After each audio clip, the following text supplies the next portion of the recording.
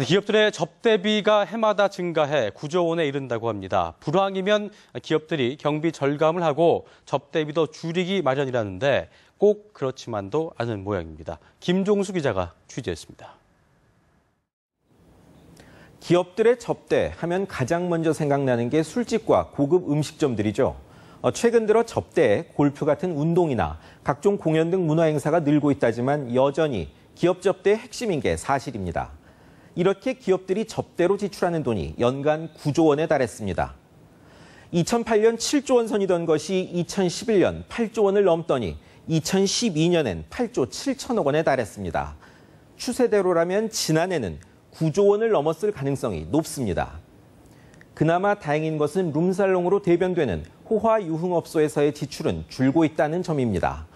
2010년 1조 5천억 원이 넘던 호화 유흥업소 지출은 지난해엔 1조 2천억 원대로 떨어졌습니다. 이런 현상은 일정액 이상 접대비 지출 시 업무 관련성을 입증하도록 한 접대비 실명제, 심야나 불건전 업소에서 법인카드 사용을 제한하는 기업들의 움직임 등의 영향으로 보입니다. 그 진단을 들어보시죠.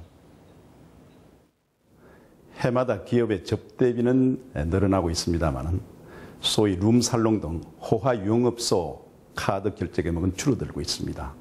이것은 과도한 음주 문화의 자제 그리고 건전한 기업 풍토 조성의 원인으로 볼 수 있겠습니다. 하지만 아직도 호화 유흥업소에서만 지출되는 돈이 연간 1조 원을 훌쩍 넘고 있습니다. 이런 지출을 줄일 수 있는 유인책과 사회적 환경 조성이 필요해 보입니다. 뉴스와이 김종수입니다. 미래과학부 산하의 공공기관 연구원들이 정부 지원금을 빼돌리고 뇌물을 수수했다는 소식 전해드린 바 있는데요. 이번에는 또 다른 산하기관의 임직원들이 공금 수천만 원을 유흥비로 탕진한 사실이 확인됐습니다. 이래서야 창조경제 가능할지 의문입니다. 성승환 기자가 취재했습니다. 미래창조과학부 산하기관인 한국생산기술연구원. 이 기관 소속 38명은 2009년부터 지난해 말까지 유흥주점에서 법인카드로 공금을 쓰다 감사원에 적발됐습니다. 154차례 4,200만 원에 달합니다.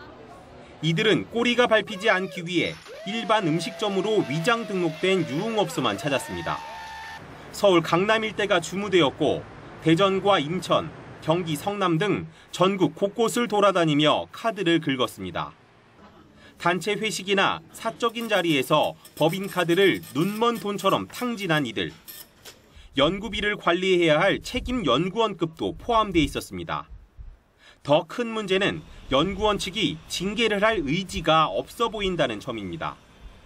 연구원 규정상 감사 결과를 통보한 시점부터 2년 이내에만 징계할 수 있습니다. 2009년부터 2012년까지에 대해서는 책임을 물을 수 없는 겁니다. 여기에 38명 가운데 2명은 이미 퇴직한 상태여서 사용액 환수는 물론 개인 징계도 불가능합니다. 상황이 이런데도 감사원 통보가 있은 지 2주가 넘도록 연구원 측에서는 인사위원회조차 열지 않고 있습니다. 뉴스와이 성서환입니다.